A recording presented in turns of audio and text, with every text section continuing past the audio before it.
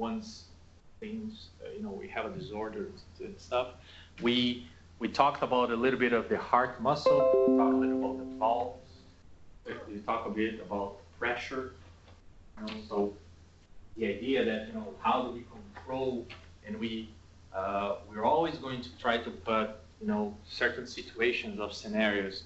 If you have less volume, more pressure, if you lose blood too quickly, if you get dehydrated, what happens to the walls of the vessels, what happens to the blood itself, viscosity, increase it in diameter, decrease in diameter. And we saw that, at the end of the day, the blood, or not the blood, the organs, the body will try to do everything to keep that pressure on as much as possible. Why is the pressure important? Because you have to diffuse blood to every part of your organism, and you know that every vessel does not reach every single cell. You have to have a certain pressure for that thing to be diffused. It cannot be too low, which would be in the case of, yes, we talk about, oh, it's too hot, I have a low blood pressure. No, we're talking about losing blood, of large amounts of blood. The other part would be if you have too high of a blood pressure. And then you start going into the case where structurally the vessels do not support that much. You can have like micro damage in the capillary space. And that also means that it could be that, with super high blood pressure, you may have, or might be an indication that you may have what? Your vessels are not flexible enough to be controlling. So it could be an indication that your vessels are. It could be an indication that, which is not exactly common, especially when we try to relate those things to humans. And I always try to ask you guys to go back to day-to-day examples, either from you or from your pets or from people that are close to you, or things that you saw on great things on TV, whatever. But it is because it helps you frame or imagine those things in your head. And the high and low blood pressure, part of the other thing is that the high blood pressure, low blood pressure, they will affect how oxygen and CO2 is exchanged also in the lungs. Okay? And when it comes to I think I mentioned a couple times, for example, once blood pressure is measured, we normally try to measure in the same place in the body. Okay? Why? Because your blood pressure here will be slightly different than your blood pressure in your ankle, for example, which might be different than your blood pressure in your head. If you talk about, for example, animals that are too tall, a giraffe, for example, the blood pressure in their head is a lot lower than the blood pressure, for example, in their arms. So those things is just if this is more from a diagnostics point of view, you have to follow numbers 12 by 8. If you have 12 by 8, doctor will say, oh, your blood pressure is like a baby, something like that. They always use this weird terms. And then, which basically means it's probably normal to what would be considered for a person your size or humans in general. But the thing is, once we were studying that part of blood pressure, we mentioned in the previous class that the diameter of the vessel will be super important. We mentioned, I think, in the blackboard and the green board, that just small changes in diameter provokes bigger changes in volume capacity, basically meaning you can really decrease or increase blood pressure relatively easy, and that vasculature, your vessels, will have probably a much bigger effect on pressure than your heart. Your heart, and that's the other thing, your heart is easy for you to diagnose because you can basically change two things: how it pumps and how fast it pumps. Those are the ways in which your heart can change. If there is something wrong with that, let's say you have low blood pressure and your heart is trying to pump as fast or as strong as it can, and still your blood pressure is low, something could be wrong with the valves, something could be wrong with the cardiac muscle, and so on and so forth. So the idea is that you start to imagine, instead of thinking, oh, this is how it works, this class is to what can go wrong. And if it goes wrong, how the body modifies itself to compensate. Okay? This compensation, and this is the definition, the difference in definition between, for example, homeostasis and this other word that people use, homeostasis, which is one, homeostasis is when you are, let's say, consider you are on a rest state and everything is functioning. Blood is normal, your respiratory rate is normal, urine production is normal. So you are in a steady state. By the time you start running, you already start modifying that. If you get pregnant, you modify that. When you start lactating, you modify that.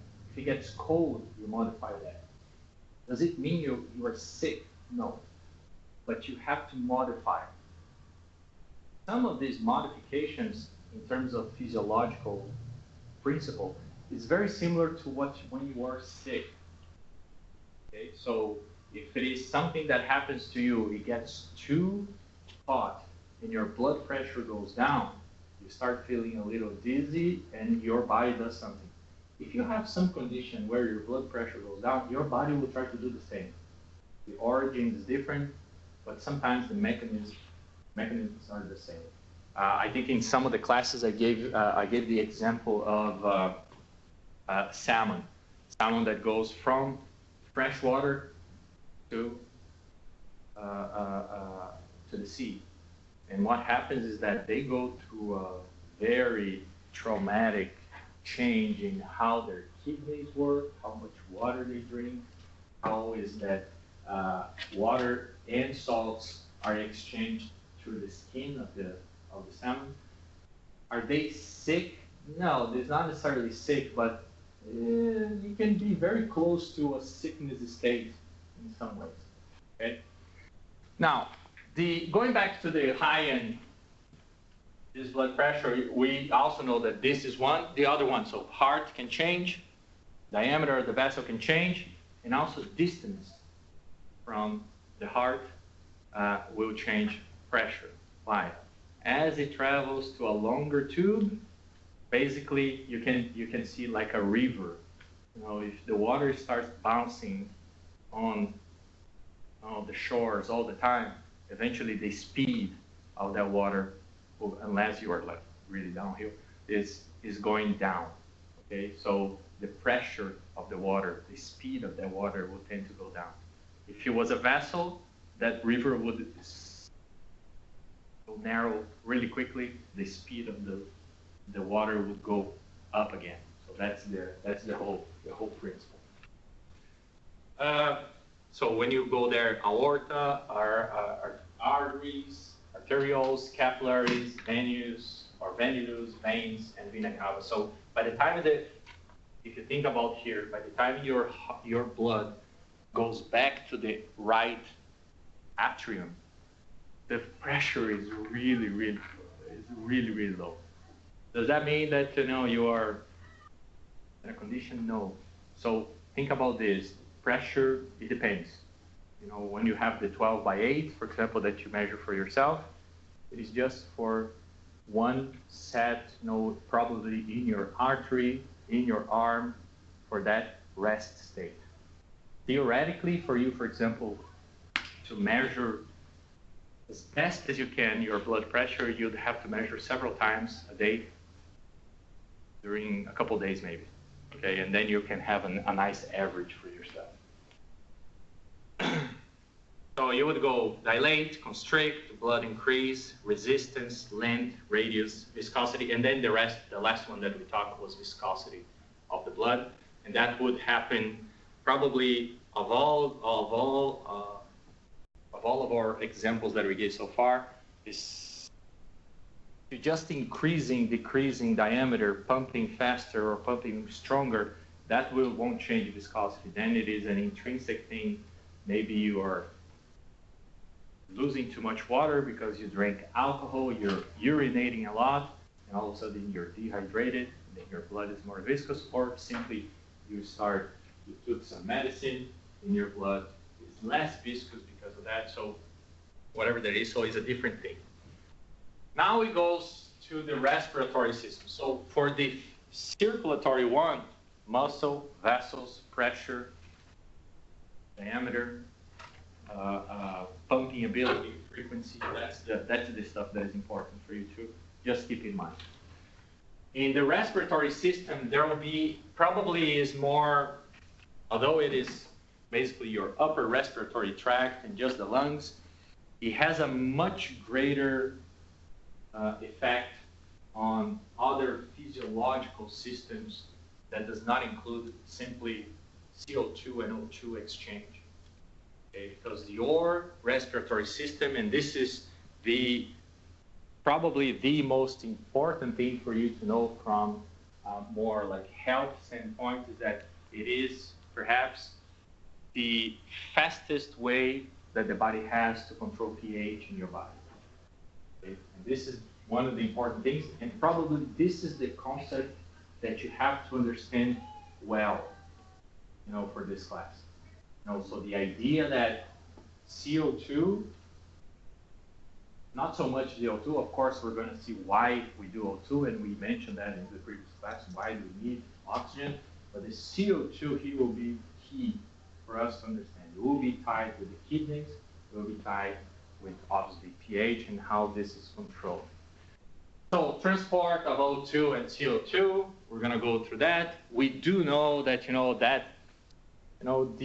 the lungs are simply what? It is a very kind of aerated organ. So if you look into it, it can decrease and increase in size very quickly because it is basically a source of empty inside. It has lots of space for gas exchange. It goes from big conduits like the trachea and the bronchi to the smaller hems that goes all the way to the alveoli. And in the alveoli is going to be this very small empty space surrounded basically by a one-cell layer that will be very tied, very closely tied to a one-cell layer vessel, okay? The endothelium. This is where gas exchange will occur. How does it occur? Diffusion. No other way. It's not going to have direct contact of hemoglobin or blood with air. It doesn't exist. Otherwise, we would be spitting blood here. So the barrier has to exist. What it changes? Gradient. Gradient difference is what drives in both. We're going to see later that there is a big difference in diffusion rate, or I think the right wording there would be there's a big difference in how easily oxygen can diffuse from one layer to the other and how CO2 can go from one side to the other. Thermoregulation. This is the other thing that, we mentioned before that does the cardiovascular changes or can have a response to thermal differences? Of course. Every time you are cold, what happens to your hands? It gets a lot colder than the core of your body. Why? Because your body is trying to constrict and try to concentrate some of your blood into what? Into vital areas of your body, such as cardiovascular, especially the brain. In the case of respiratory system, and this even more important for animals, is that not like other animals, and most of the animals do not sweat like we do. And for that reason, all this space that we call respiratory dead space. And we call dead space because no exchange is done in the trachea and bronchi. But what happens to the air in this area?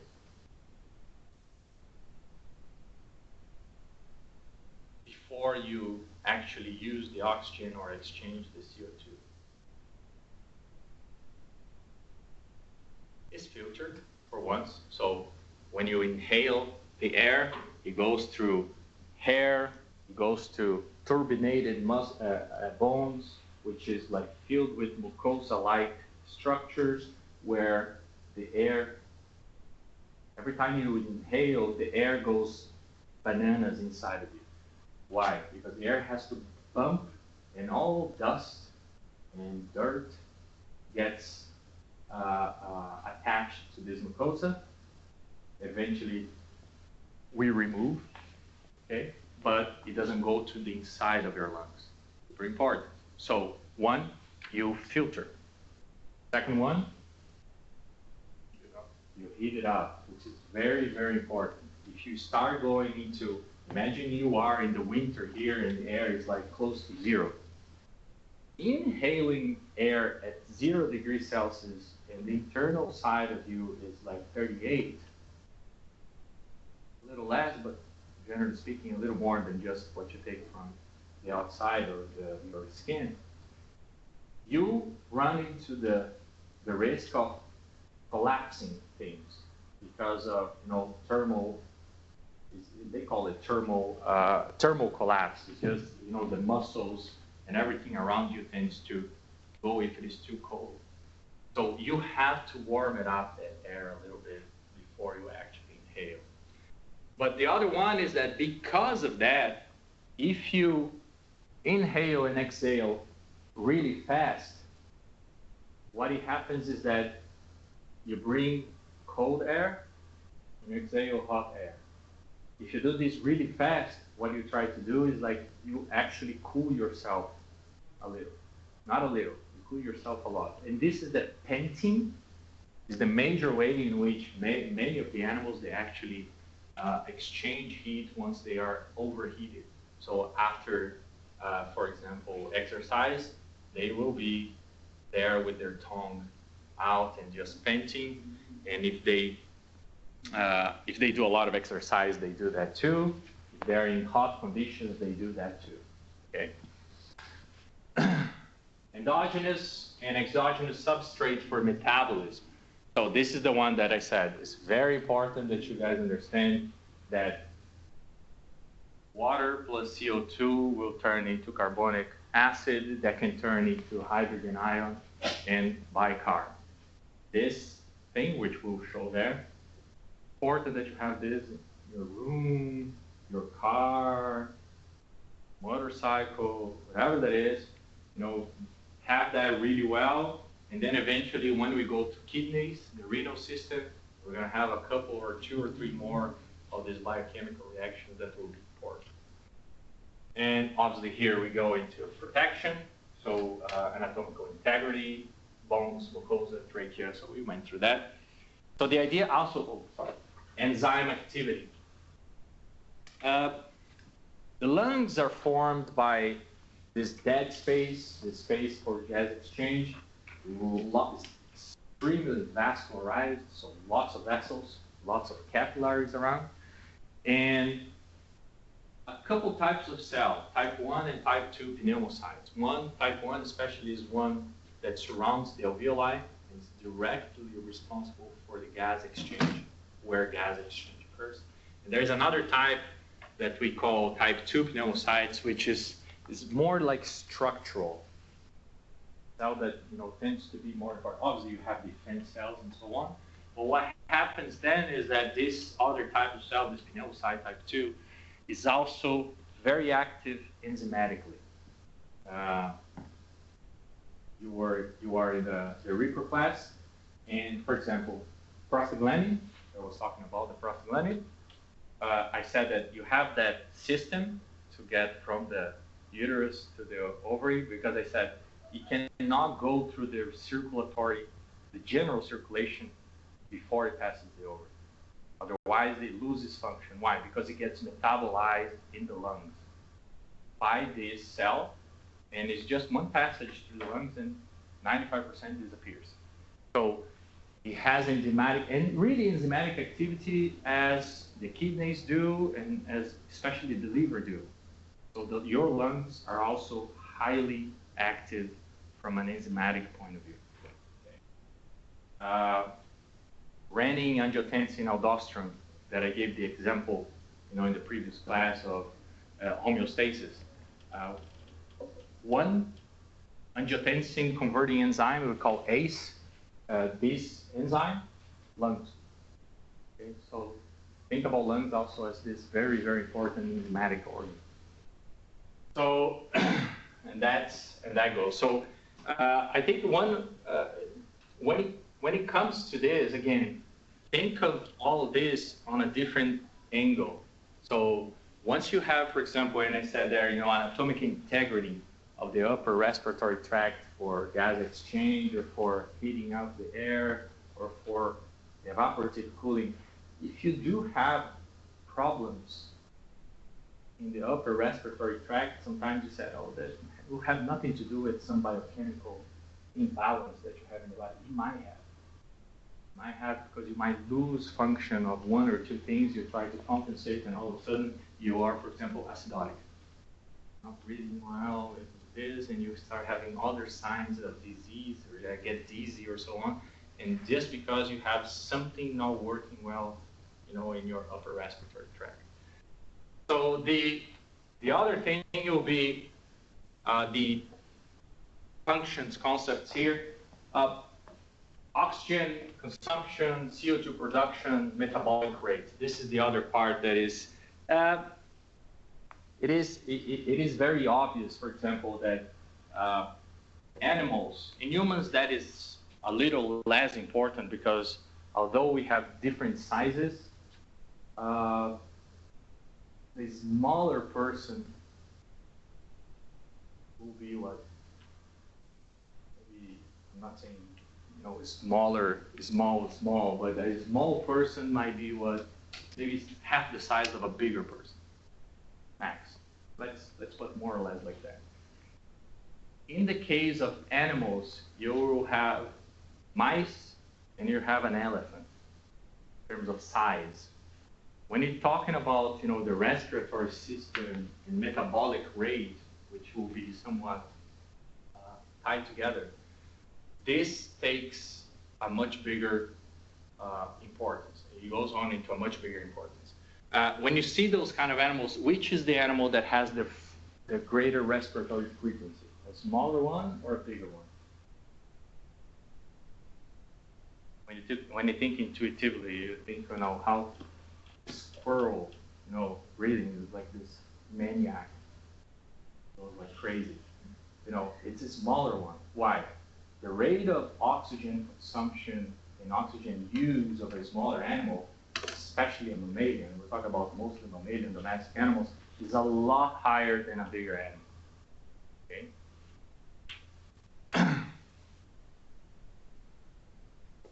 And all because of temperature control.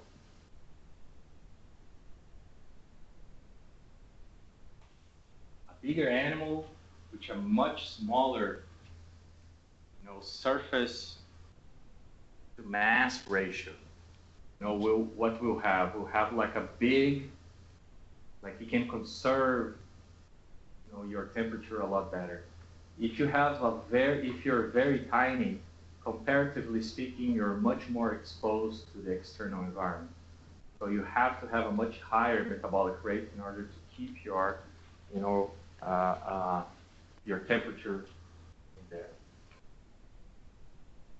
The other thing that will happen is how inherently your muscles, how active your muscles are programmed to be in the case of differences in species, or genetically they are different. So if you are the type of person that has more, in this case here, can use more power in your muscles, sometimes that means that you have more mitochondria in your cells, in your muscle cells than other people. In general, you're going to consume more energy. From a species point of view, if you do compare, for example, horses with cows, in general, the metabolic rate of a horse is a little larger than of a cow. Why? Because horses, they're really made to run. And normally their muscle fibers have a lot more mitochondrial density than others. Why is that, or how is that, when I take this into my case scenarios and so on and so forth? Sometimes it means like, for the respiratory system, obviously some of these things will be obvious, like some of them will have higher cardiac rates, some of them will have like higher respiratory rates. But it also means that, in terms of, how long you can keep some of these animals alive, if something happens, it can change because of that. Gas exchange, yeah. Exercise, physical activity, that's a no-brainer. Respiratory disease, especially obstruction or lung function, will have a big effect on that. Obstruction for obvious reasons. Lung function, basically because exchange in general. When I say lung function, we're normally tying that with either loss of function from a portion of your lungs or an inflammatory state. Why? From all the inflammations that you can have in your body, pneumonia is something that doctors are normally very, very afraid of. One is because of the risk of contamination. Every time you deal with something that has direct contact with the external environment, risk of infection is always higher. That's why urinary tract, respiratory tract, digestive tract are always, almost always, the primary sites for infection. And they no surprise that, for example, your digestive system concentrates probably 80% of your immune cells are surrounding your digestive system. Okay? So the lung function, the other one is that it's exactly that. Once you have inflammation in the lungs, not only fever, not only maybe pain, it is the organ that most quickly loses its function. Some other organs can be inflamed, they would still work relatively well. Lungs, you get inflamed, you normally have what during inflammation? You have edema, you have like loss of fluid to the extracellular space. But the extracellular space is basically where exchanges occur. And that's why you have like this, it's very concerning when inflammation in the lungs occurs.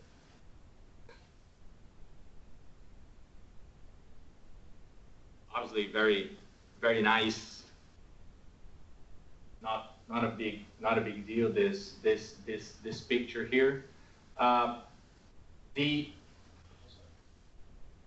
ventilation side, and this is something that it calculates.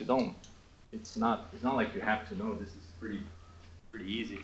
As I said before, the same way that in blood pressure you control vessel diameter, cardiac output, frequency, and blood characteristics, that's how you can control pressure in some ways. In the case of ventilation, or the rate in which you exchange gases, is going to be basically what's the volume of each breath, what's the frequency that you have that breath, and that's what's going to determine, how much, and this we call like minute ventilation. This is what we call tidal ventilation, and basically this is a product of this frequency and the depth of this breath is what is going to characterize how much oxygen or how much exchange you will have. One of the reasons is, the other thing is that because frequency, it is 100, not only frequency, but the depth of this breath is 100% on your muscles, intercostal muscles and diaphragm. Every time you do have something that affects contraction, or for example, some disease that can affect contraction, most of the time, if it is acute, you will die because your lungs stop first. You can die from several things once especially smooth muscle and other things, stop working. All the way from digestive problems to urinary infection, you name it, you will die. But you die first because your respiration exchange depends on your muscles. Then you go into this conducting airways and basically your atomic dead space and also some dead space in the alveoli. This dead space is basically, as I mentioned before, on the thermal exchange that you call this space on the bronchi, on the trachea, and even the upper respiratory tract as dead space because no exchange happens. The thing that is funny is that every time you take a breath, you're going to inhale part of this dead space along with new air. And once you exhale, a portion of this exhaled air will stay in this dead space. From a clinical standpoint, it means that some animals or some species, they can have longer or shorter dead spaces.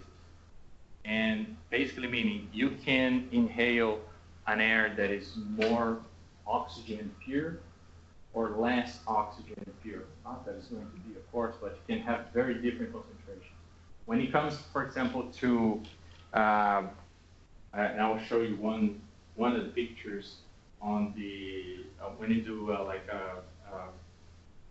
anesthesia and you do inhalatory anesthesia, sometimes you put bigger masks or bigger tubes into the animal in order to reduce, a deep state of anesthesia. And one thing that you cannot do is for this tube or this mask to be too big. Because if you put a mask, for example, around and this mask is too big, it basically means that your dead space all of a sudden increases a lot. So the exchange in which that occurs, in general, all the stuff that we have and that we're going to talk about, we're not going to be going here and say, oh, how much oxygen you're going to have to inhale, da, da, da, da, da. But it's something that, it will affect how your exchange will occur. So you do have this. Yes, you have a few things that will change. Fraction of each breath ventilates the dead space. Heat stress, cold stress. In heat stress, you're trying to exchange this more or get more cold air inside as much as you can. So you increase frequency, decrease the depth of the breath. In cold stress, it's the opposite. You basically try to maintain temperature, so you have less of that exchange, so you compensate by having deeper breaths. This is the actual avoid, increases in dead space, quite important. And the changes here, I think the one thing, from a physiological point of view that is quite important to do is that your oxygen and carbon dioxide exchange are separated really by a two-cell layer and some interstitial space. And when I say interstitial space, sometimes it's a little bit of connective tissue, but they're really tied together. So all of this space here is probably less than 1 micrometer thick. So you really can have gas, diffusing through these cells in the spaces between the cells and, of the two things. One is the capillary, so this all this side here is blood. All this side here is air. Again, you see how kind of sensitive the lung tissue will be in case some damage occurs. So this surfactant layer, most of you know, it is like a little bit of a fluid layer, because if you don't have that, what happens is once you exhale and you remove all the air from the alveoli, if you don't have that, the two sides of the alveoli, it is a little ball, the two sides of the alveoli, they collapse. So they collapse and they cannot open again. This is one of the problems that occur, for example, with babies that are born premature. They don't have enough surfactant they have big, big problems to breathe just because, you know, your alveoli collapses. So, what's going to drive oxygen going in this direction and CO2 going in this direction is going to be gradient. Okay, so theoretically, this blood here will come with more oxygen. Here, you're going to have the air, probably, it depends, you know, but the air coming, you know, from, oh, sorry, this blood here with more CO2. This part here with new air, CO2 will come this way, O2 comes that way. One of the things that is important to note, however, is that oxygen, they tend to have like this diffusion, basically makes the rate of diffusion from CO2 in oxygen are very different. You're going to see that, you know, basically speaking or overall speaking, you do have CO2 here, for example, and here in terms of pressure. The difference is, I think, is 6 or 7 millimeters of mercury. It's very small. The difference in oxygen is like 40 or 50. Okay, and then the reason or the question is, why would you need a lot of gradient pressure for oxygen to pass compared to CO2?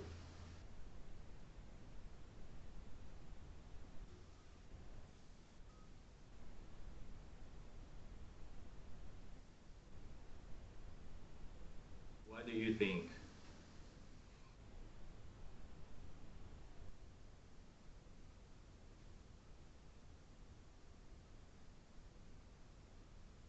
Oxygen, do you need something in the blood to carry oxygen? What is it? Or oxygen can be free floating in plasma, in the liquid portion of your blood. Hemoglobin. Okay, so hemoglobin is one that carries, you know, lots of this oxygen and so on. How is CO2 transported in your blood?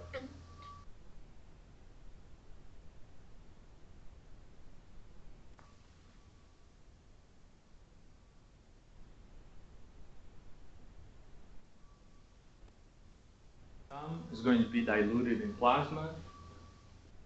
A lot will be how?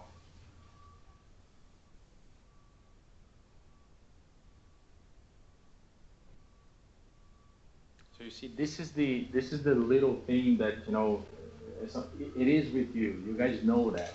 The only thing is that once I ask that way, you're like, of course it is, like, blah. You know, and all of a sudden you're like, I don't quite know how that goes. No, I'm going back to the question, like, why would you need such a small gradient difference CO2 between the alveoli and blood and of CO2, and you can still have the exchange, but you need a big difference in oxygen to occur. The solubility are different.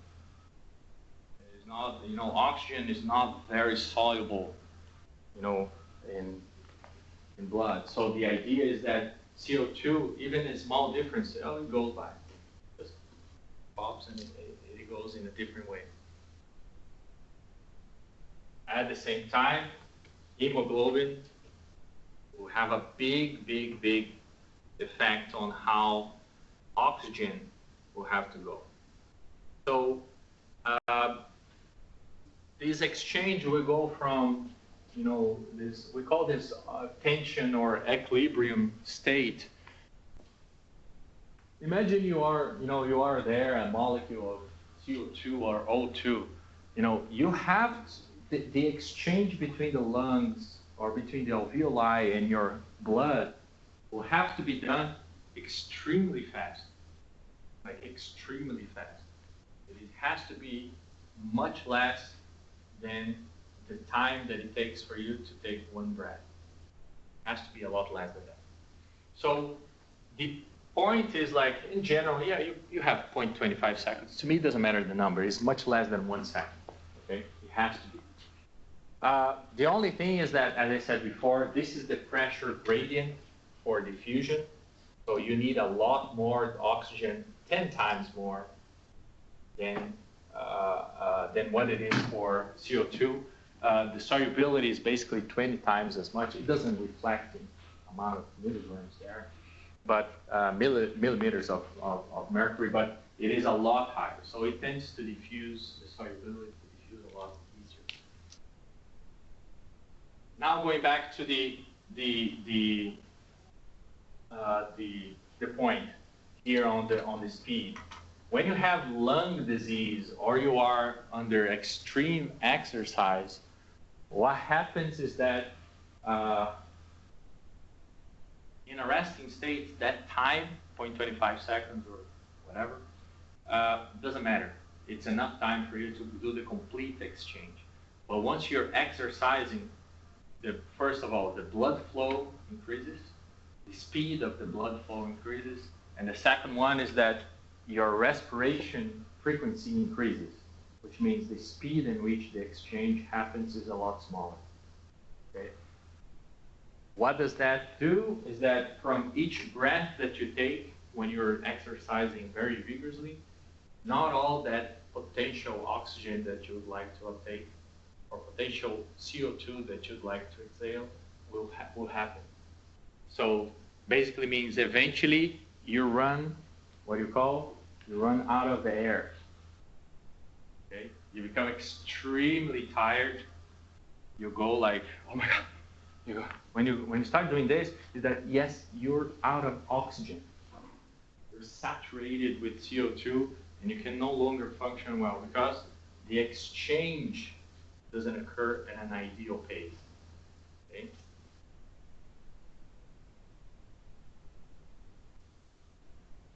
So that's what I meant. Like in a resting state, you go from not having too much oxygen in your venous blood, and once it passes through the alveoli, you saturate with oxygen, no problem. The problem here is that your blood now, or the speed here, or sorry, the amount of air that you have is going too fast, is going too much less oxygen. This blood here runs a lot faster, and all of a sudden you don't have as much time. How does the body ensure that the gradient is well, the gradient, they will try to reach a question of concentration, right? So by the time you breathe a certain amount of air, and that oxygen reaches an equilibrium between the alveoli and the blood, that's the time when it stops. The diffusion stops. Okay? So that's it's not the body at that level. It's not that the body that regulates. It's physics. Physics is the one that. How much of a role does it have in like the speed of exchange if the gradient's a lot different? Because if you're exercising, won't the gradient changes be a lot higher than at rest? So the gradient. The gradient differences. Yeah, no, you're right, because you're consuming a lot more oxygen, but that's the stuff. So theoretically, the problem is that you're consuming a lot more oxygen. So you're producing a lot more CO2. What it would be is that you would have to have more oxygen coming here. Yes, you're right. The gradient is kind of, the problem is that the gradient is not enough to compensate for the amount that you're not uptaking. I think that's it's a number thing. You're correct. That's not a big enough. Yeah, it's not a big enough. So that's the one. So eventually in this first pass, instead of going to the ideal, it goes a little lower. The next one will go a little lower. The next one will go a little lower until it gets, you cannot run anymore. Okay, so you go into that. Now, part of my role, so these are the reasons. So oxygen is very poorly soluble in water and plasma, so it needs to have an oxygen carrying pigment in order to uptake, and so it maintains that gradient as high as possible. Now that's what hemoglobin ends up doing. Hemoglobin, for us, our hemoglobin, and for the most domestic animals that we know, contains iron. That's the one that will catch and retain. So you go from several oxidative states of iron.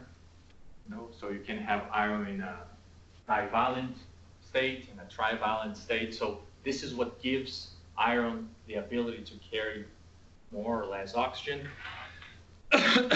That will serve, in theory, any metal on the chemical table would be able to do that. Copper in some invertebrates, for example, does that. And they have like sort of bluish blood, but they happen to do the same thing. Question: without an oxygen carrier, what would happen? What would happen if you did not have a pigment there? Because the pigment, what it does is because, the hemoglobin, there will be concentrated, like the oxygen will be concentrated into the red blood cell, a lot more than CO2, a lot more. And with that, when you have that amount of oxygen, or no oxygen in that hemoglobin, what happens is that by the time they are in the surface of exchange, the gradient increases. So meaning you need a lot more, the pool of oxygen towards the hemoglobin is a lot greater.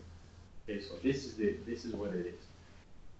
If you did not have this oxygen carrier, and at the same time you have very poor solubility, what would happen if you didn't have? Let's say you have your red blood cells, they do something else, but they do not have hemoglobin.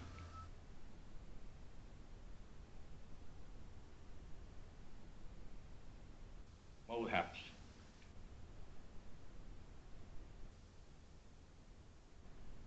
This question goes directly into any clinical case where you might have some dysfunction of the lungs, or you could have some dysfunction in the blood where oxygen is not carried.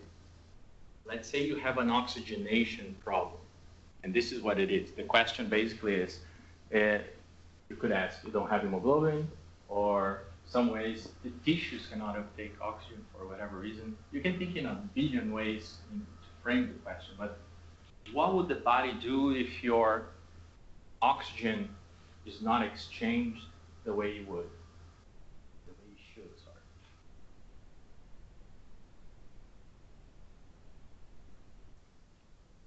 There would be like no respiration because there's no exchange happening and there's no like oxygen isn't there as the terminal electron acceptor. Yeah. So there would be no metabolism. So metabolism, probably you would slow down, or you would try to slow down. Somehow the body would say, I cannot move, I cannot do this, I cannot do that, and probably this is one.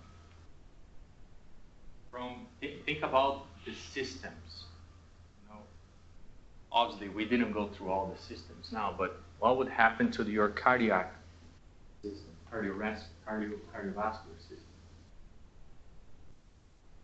Would it react by trying to pump the blood faster? And maybe your respiratory would try and Exactly.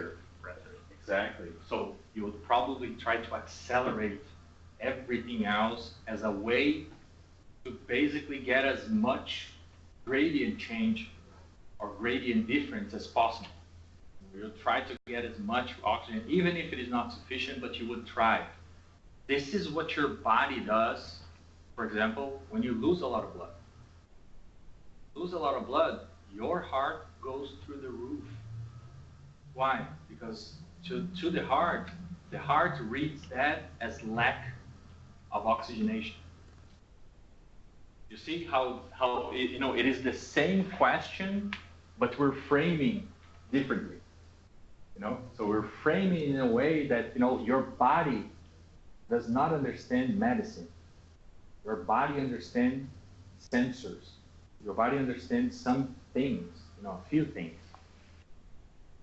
So this is the basis for, you know what I mean? This is where I'm getting with this apparently nonsensical, principles, which is I'm going to give you examples where you will resemble in the ideas that you reframe in your head and try to translate into simple modifications that the body will likely do.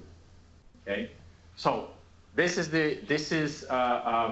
let's say the basis, for example, for I mentioned to you blood pressure, how you measure.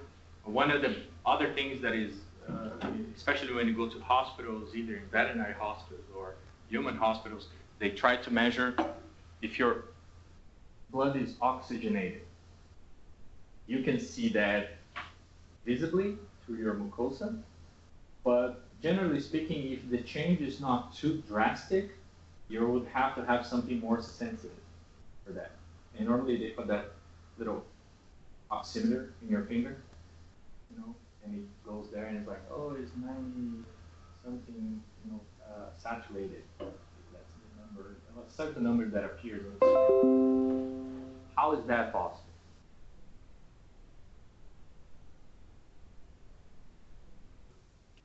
How would you think that could be possible? Even if you don't know, what I want you from this class is that you think on what is the possible change that is happening there. Right? That thing must measure either an indirect thing of O2 or CO2 or both. Okay? Then you have to understand how these things are transported. And then you would say, there's something with the light there. An oximeter, basically what it is once hemoglobin stops carrying oxygen, it becomes a little bluish. That's why you know that term cyanosis?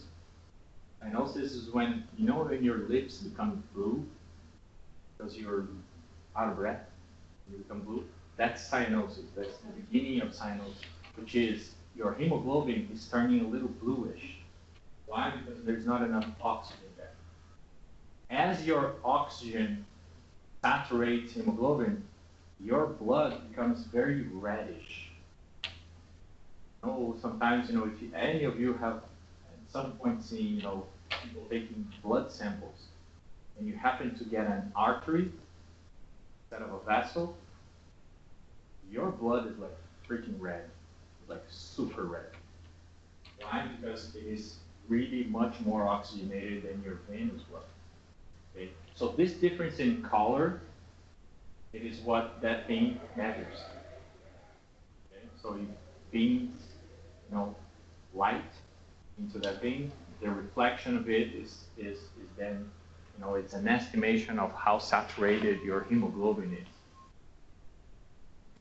Now, I mentioned this thing of the hemoglobin and talking about the transport, and I say, this is one, for example, clinical importance, how you can diagnose saturation of O2. I talked about, the difference and why you need hemoglobin because of solubility. Gradient difference, you have to increase that. CO2 is transported in several forms. I think about 5 to 10% is diluted in plasma. It's CO2 running around. The majority of the other will go inside, actually, also the erythrocyte, the red blood cell. Okay? The only thing is that the CO2 is dismembered. That's the stuff. It's like a lot of the CO2, when you talk about O2, you trap into the hemoglobin and it stays there. You just exchange. Then inside of mitochondria, you can have the electrons running around and doing what they have to do for respiration. But CO2, you have the CO2 combining with water, H2CO3, and then it goes with the HCO3 minus plus hydrogen ion. Okay? And this exchange, so CO2 combination with water with O2. Carbonic acid is the O2 or H2CO3. And then this guy here, I'm sorry, you have another, there's another H here, HCO3 minus, which is HCO3 minus is the famous bicarbonate. Okay. So this reaction occurs everywhere, but in red blood cells, it occurs at a much, like 100 times or 1,000 times at a greater rate because of this enzyme, carbonic anhydrase. You have carbonic anhydrase in the lungs, you have in your erythrocyte, you have in your kidneys. You know, this is a super important enzyme that is in several places in your body. Why? Because as I said before, in the beginning of the class, it is super important for the rapid control of pH in your body. Okay? And again, why? Do you remember when I asked you before, like, what is the importance of these electrolytes? Freaking potassium, magnesium, sulfur, and stuff. You understand how we're starting to move this thing? Like CO2 is a relatively stable molecule. You don't have like an oxygen ion getting out of CO2 that easy. That doesn't happen. O2 doesn't detach from one another that easy. You have very strong bonds. In the case of, so O2 is carried in a certain CO2. In order for you to have CO2, we're talking about respiratory system, and all we talked about so far was exchange of O2 and CO2. CO2 now all of a sudden is dismembered. You're grabbing CO2, combining with water, with the help of carbonic anhydrase, you form this carbonic acid, which is a weak acid.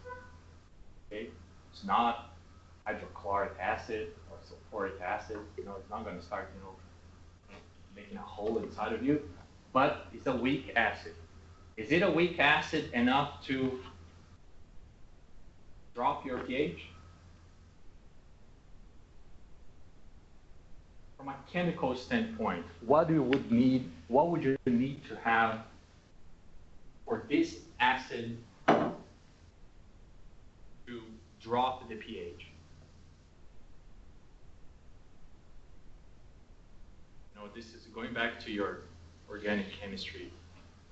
Yeah, I know. It's gonna be quick. It's gonna be quick.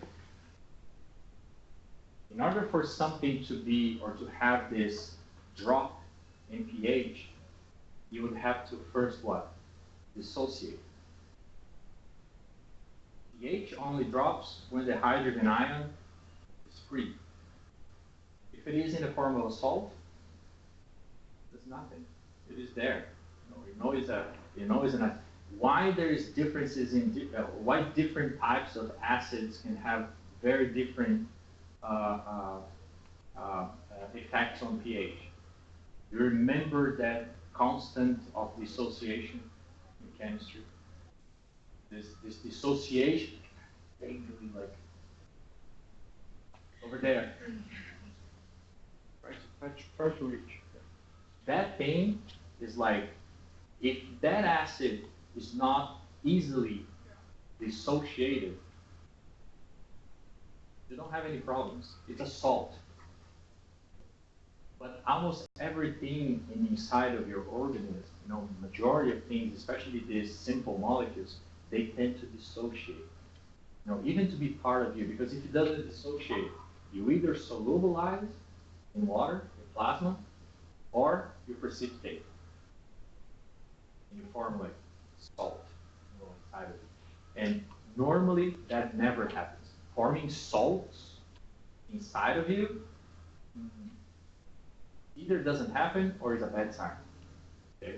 So what happens then is that this is formed, bicarb again, put in your notes, is HCO3, super apologies here.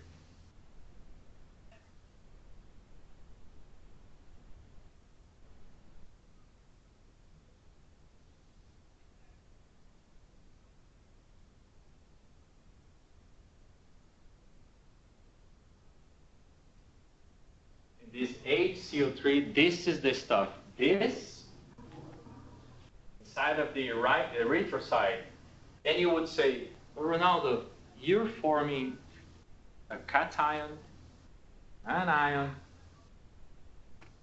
How the heck this is changing pH from a electric standpoint? Okay. Thing is, remember before in the first class where I said one of the most important things that we're going to realize is like compartmentalization. It depends where you have those. Okay. So in this case here, one thing that is super nice is like that we're going to talk more and more now is the effects or the functions of buffers.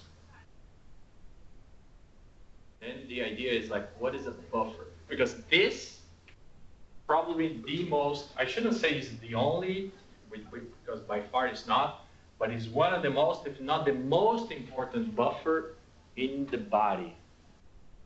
By far, I think in terms of grams that you have inside of your blood is by far the largest amount, and the one that can go up and down just by breathing. Look how nice that is. You can change all that by breathing.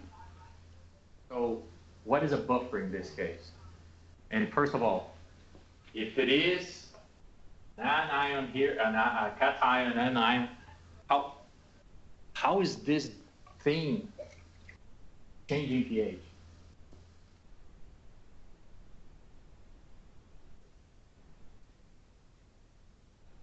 Again, the other part is that this reaction, and you have to think this as in chemistry, it can go to the right or it can go to the left depending on the amount of substrate that you have. So one of the things that we're going to see later on is this idea of, we're talking about pH, buffer, the alkalosis and acidosis of you happens almost all the time, but a very, very tiny changes. Even your blood can go probably from 7.1, 7.2 to about 7.4, 7.5. You cannot go beyond that. Your urine can go from 4.5 to 8. Compartmentalization. The body tries to compartmentalize things in order to keep the vital things stable. That happens with your pressure, that happens with your oxygenation, that will happen with the amount of buffer you have, that will happen with the amount of ammonia, urea you have. See, this is where I want you to go, and start having a little better of an understanding there, okay? So this, again, I didn't shut up, right? So let's, yeah. So then it goes, like this class is the last slide. Then the idea of those, when I told you before about the minerals, electrolytes, freaking Gatorade, all of this. Why, and you remember that one of the first questions, why is that important? Why do you need some of those things? And the reason is because of that kind of thing. All of a sudden, you do have this, but what is the, let's go back to, the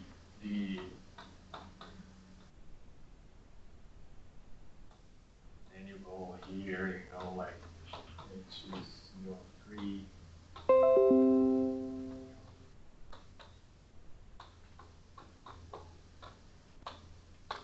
Okay, so when you go to this equation, the body is never going all in one direction or all in this direction.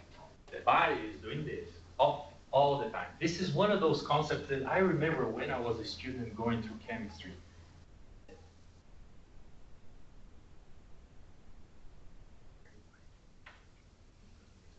So the thing is, I didn't understand this thing in your body, things happen, almost everything at the same time.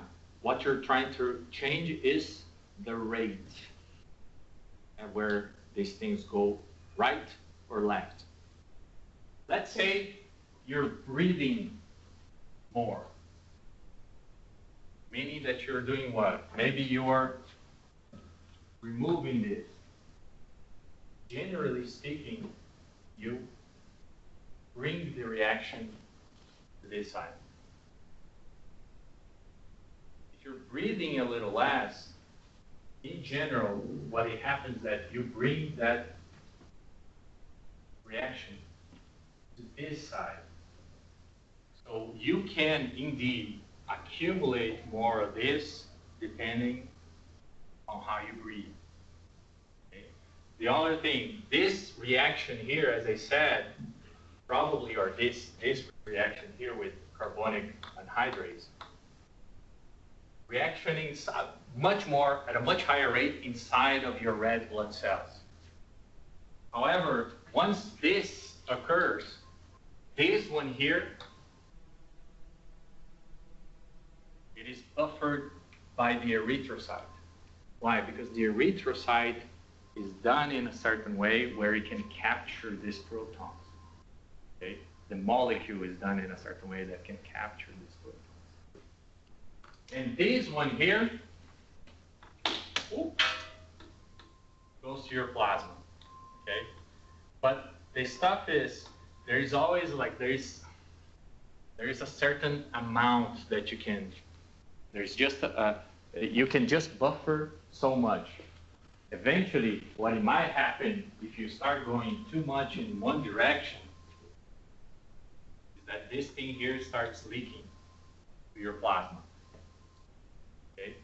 And eventually, you start running out, and the ability of this, even outside in plasma, this, let's say this starts being holding inside of the erythrocyte and the other erythrocytes, but this one here is going all the time. Eventually, this thing starts leaking at a much faster rate than this can buffer outside.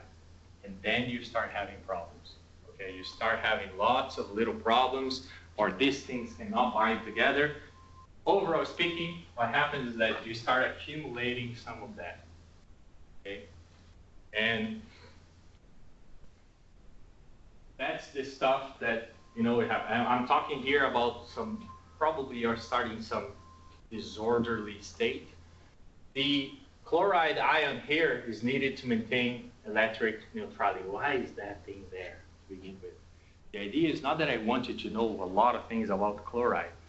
What I would like you to do is, like, once this thing, if I am telling you that in a regular state, this thing stays inside the erythrocyte, and later on the kidneys take care of that. But within the cell, chloride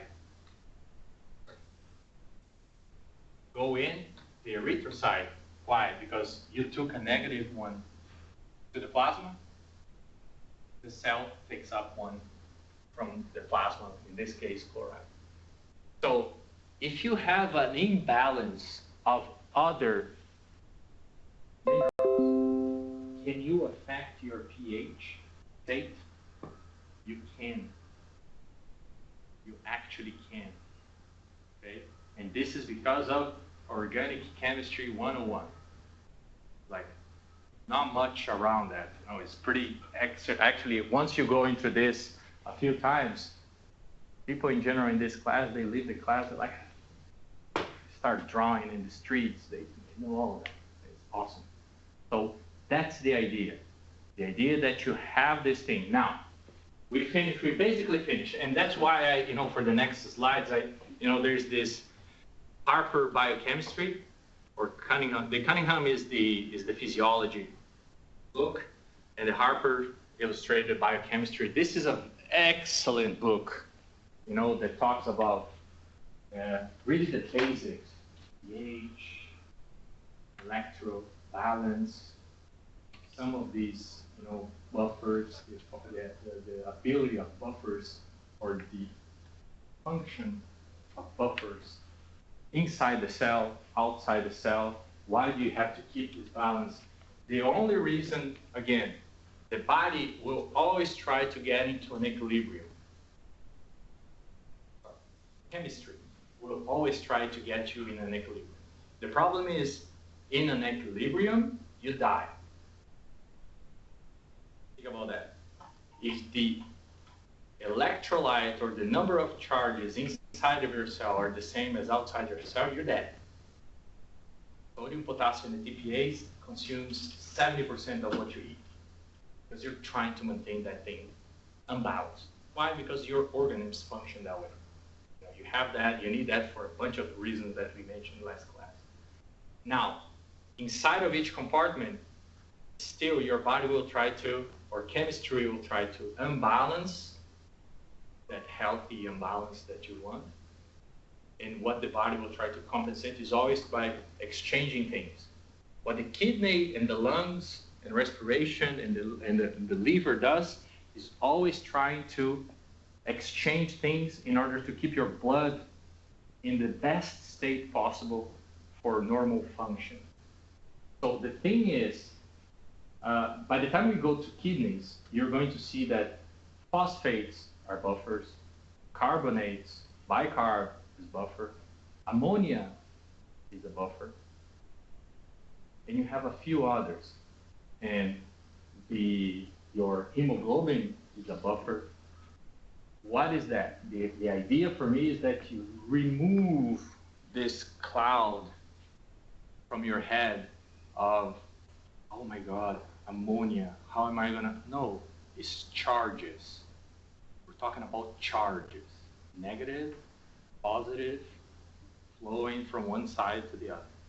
That's what it is. At the end of the day, that's what it is.